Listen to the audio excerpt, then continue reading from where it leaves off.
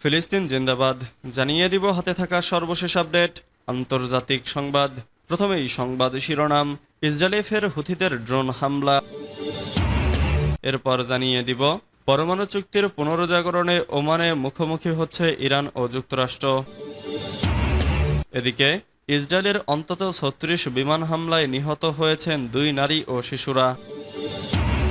আরও জানিয়ে দিব প্রতারণার ফাঁদে পড়ে রাশিয়ার পক্ষে যুদ্ধ করছে বাংলাদেশি যুবকরা।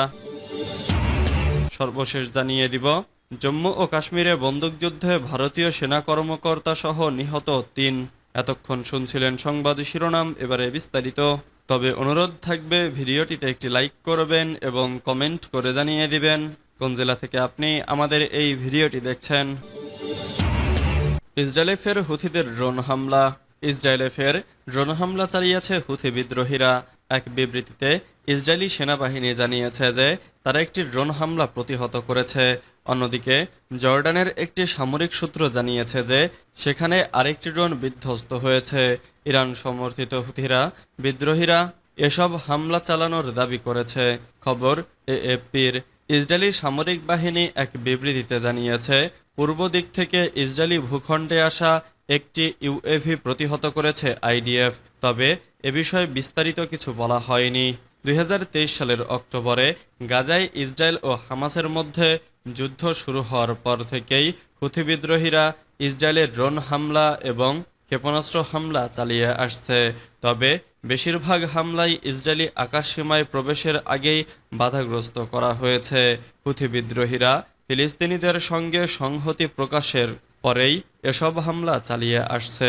তাদের অফিসিয়াল ওয়েবসাইটে জানানো হয়েছে যে তারা তেল আবিবের দক্ষিণে অধিকৃত জাফা এলাকায় ২টি ইসরায়েলি সামরিক লক্ষ্যবস্তু লক্ষ্য করে ২টি ড্রোন উৎক্ষেপণ করেছে। এক বিবৃতিতে বলা হয়, হুথিরা নিপীড়িত ফিলিস্তিনি জনগণকে আশ্বস্ত করে যে তারা তাদের সমর্থন ও সহায়তার প্রতিশ্রুতিতে প্রতিশ্রুতিবদ্ধ। তারা পিছু হটবে না এবং লড়াই থামবে না। হুথিদের পাশাপাশি ইরানপন্থী আরেকটি গোষ্ঠী ইসলামিক রেজিস্ট্যান্স ইন ইরাকও গাজা যুদ্ধ শুরু হওয়ার পর থেকে ইসরায়েলকে লক্ষ্য করে বেশ কয়েকটি হামলার পেছনে থাকার দাবি করেছে। পরমাণু চুক্তির পুনরুজাগরণে ওমানে মুখোমুখি হচ্ছে ইরান ও যুক্তরাষ্ট্র। পর্যবেক্ষকরা মনে করেছেন ওমানে অনুষ্ঠিত এই প্রাথমিক বৈঠক থেকে বেশি প্রত্যাশা করা উচিত নয়। পরমাণু চুক্তির পুনর্জাগরণে ওমানে মুখোমুখি হচ্ছে ইরান ও যুক্তরাষ্ট্র। শনিবার কাতার ভিত্তিক সংবাদ মাধ্যম আল জাজিরার এক প্রতিবেদনে এ তথ্য জানানো হয়েছে। প্রতিবেদনে বলা হয়েছে ২০১৫ সালের গ্রীষ্মে অস্ট্রিয়ার রাজধানী ভিয়েনার একটি বিলাসবহুল হোটেলের বাইরে আন্তর্জাতিক নানা গণমাধ্যম কর্মীদের ভিড় জমেছিল। তাদের লক্ষ্য ছিল জটিল ও অত্যন্ত সংবেদনশীল পরমাণু চুক্তির শেষ ধাপে অংশ নেয়া কূটনীতিকদের এক ঝলক দেখা। কিন্তু পরে জানা যায় এই ঐতিহাসিক চুক্তির সূচনা হয় আরও ২ বছরের বেশি আগে। উপসাগরীয় রাষ্ট্র ওমানে অনুষ্ঠিত একাধিক গোপন বৈঠকের মাধ্যমে। সেই ওমানেই এবার আবারও ফিরে এসেছেন ইরানি ও মার্কিন আলোচকরা। ২০১৮ সালে প্রেসিডেন্ট ডোনাল্ড ট্রাম্প চুক্তি থেকে যুক্তরাষ্ট্রকে প্রত্যাহার করে নেয়ার পর ভেঙে যাওয়া আলোচনাকে নতুন করে সচল করার প্রয়াসে প্রেসিডেন্ট ট্রাম্প জানিয়েছেন আলোচনাগুলো সরাসরি হবে এবং উভয় পক্ষ মুখোমুখি বসবে। তবে ইরানের উপর পররাষ্ট্রমন্ত্রী আব্বাস আরাগচি ইরানি রাষ্ট্রীয় টেলিভিশনে দেয়া এক সাক্ষাৎকারে বলেন, আমাদের সরাসরি আলোচনার কোনো পরিকল্পনা নেই। ওমানে ইরানের প্রতিনিধি হিসেবে উপস্থিত থাকবেন আরাগচি নিজেই। পারমাণবিক আলোচনায় তার দীর্ঘদিনের অভিজ্ঞতা রয়েছে। তিনি ইতোপূর্বে ইরানের প্রধান আলোচক হিসেবে দায়িত্ব পালন করেছেন। ১২ বছর আগে মাস্কাটে অনুষ্ঠিত গোপন বৈঠকেও অংশ নিয়েছিলেন তিনি। ইসরায়েলের অন্তত ৩৬ বিমান হামলায় নিহত হয়েছেন শুধুই নারী ও শিশুরা। ফিলিস্তিনের গাজা উপত্যকায় গত মার্চ মাসের মাঝামাঝি থেকে এখন পর্যন্ত ইসরায়েলের অন্তত ৩৬টি বিমান হামলায় নিহত হয়েছেন শুধুই নারী ও শিশুরা। এ তথ্য জানিয়ে জাতিসংঘ হুঁশিয়ার করে বলেছে, ইসরায়েলি সামরিক অভিযান ফিলিস্তিনিদের একক গোষ্ঠী হিসেবে অব্যাহত অস্তিত্বকে হুমকির মুখে ফেলেছে। 18 মার্চ থেকে 9 এপ্রিল পর্যন্ত গাজা উপত্যকার বিভিন্ন আবাসিক ভবন ও বাস্তুচ্যুত মানুষের আশ্রয় নেওয়া তাঁবুতে ইসরায়েলের 224টি বিমান হামলা চালানোর ঘটনা নথিভুক্ত করেছে জাতিসংঘের মানবাধিকার দপ্তর।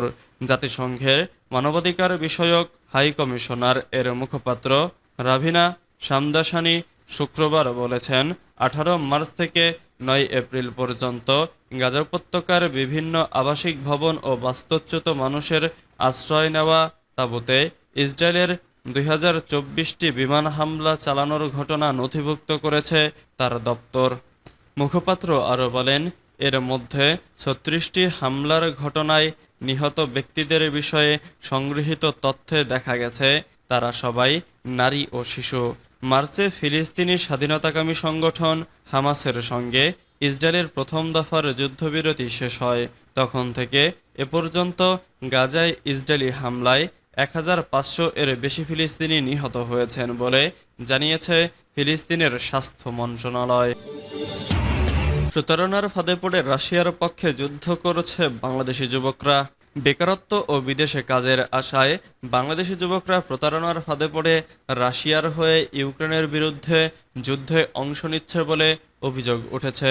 সম্প্রতি 22 বছর বয়সী মোহাম্মদ ইয়াসিন শেখের মৃত্যুর খবর ছড়িয়ে পড়ার পর উদ্বিগ্ন পরিবারগুলো মস্কোতে বাংলাদেশ দূতাবাসের সঙ্গে যোগাযোগ করেছেন। বাংলাদেশের মস্কো দূতাবাস জানিয়েছে, প্রায় ডজনখানেক পরিবার তাদের সন্তানদের ফেরত আনার আবেদন জানিয়েছেন। এদের মধ্যে আছেন মোহাম্মদ আকরাম হোসেন, যিনি জানান তিনি ও তার ভগ্নিপতি সাইপ্রাসে চাকরির আশায় একটি রিক্রুটিং এজেন্সির মাধ্যমে রাশিয়া যান। পরে তারা বুঝতে পারেন তাদের যুদ্ধক্ষেত্রে পাঠানো হয়েছে। খবর এএফপির। আকরাম বলেন, আমরা কল্পনাও করিনি যে আমাদের এমন পরিস্থিতির সম্মুখীন হতে হবে। এজেন্সি বলেছিল শুধু রাশিয়ার ভিসা পাওয়া যাচ্ছে, তাই আমরা রাজি হয়ে যাই। কিন্তু পরে দেখা গেল আমরা একেবারে যুদ্ধের মুখোমুখি। জম্মু ও কাশ্মীরে বন্দুকযুদ্ধে ভারতীয় সেনা কর্মকর্তা সহ নিহত 3।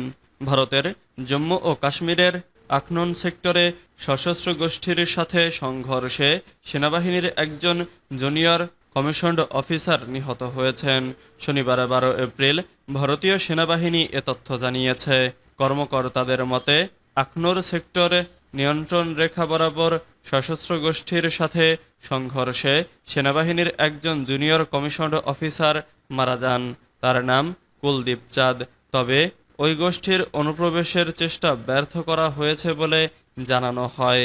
পিটিআই এর বরাত দিয়ে সংবাদ মাধ্যম মিন্ট জানিয়েছে, শুক্রবার গভীর রাতে কেরিভাটল এলাকার ঘন জঙ্গলের একটি নদীর কাছে ভারী অস্ত্রশস্ত্রে সজ্জিত সন্ত্রাসীদের একটি দলের গতিবিধি টের পায় সেনাবাহিনী। তাদের চ্যালেঞ্জ করার পর উভয় পক্ষের মধ্যে ভয়াবহ বন্দুকযুদ্ধ শুরু হয়, যা দীর্ঘ সময় ধরে চলে বলে গণমাধ্যমের খবরে বলা হয়। কর্মকর্তারা আরও জানান, ঘটনার পর পুরো এলাকাটি ঘিরে ফেলা হয়েছে এবং অতিরিক্ত সেনা মোতায়েনের মাধ্যমে তল্লাশি অভিযান চলছে। সীমান্ত ব্যবস্থাপনা সম্পর্কিত বিষয়গুলো নিয়ে আলোচনা করার জন্য ভারত ও পাকিস্তান পুঞ্চ জেলায় ব্রিগেড কমান্ডার স্তরের পতাকা বৈঠকের 2 দিন পর এই ঘটনা ঘটল। অন্যদিকে সেনা কর্মকর্তা ভারতীয় সেনাবাহিনীর জুনিয়র কমিশনড অফিসার ছিলেন।